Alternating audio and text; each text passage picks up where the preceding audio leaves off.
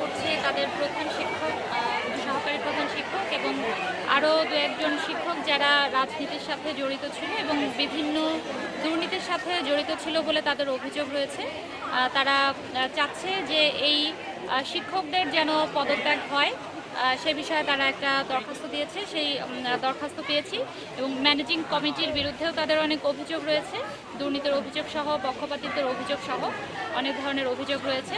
তো সেই অ্যাপ্লিকেশনটা আমরা পেয়েছি, তাদের বিরুদ্ধে তদন্ত সাপেক্ষে আইনানুগ ব্যবস্থা গ্রহণ করা হবে।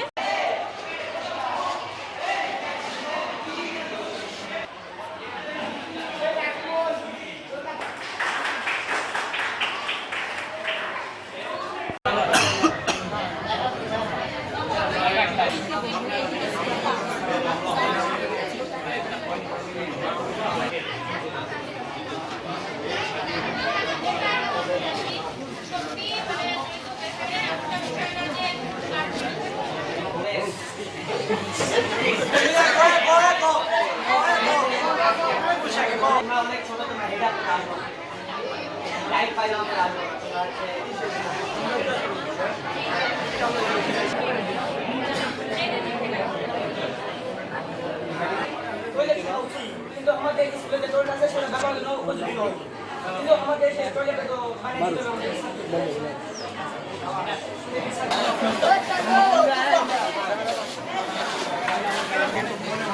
10 মিনিট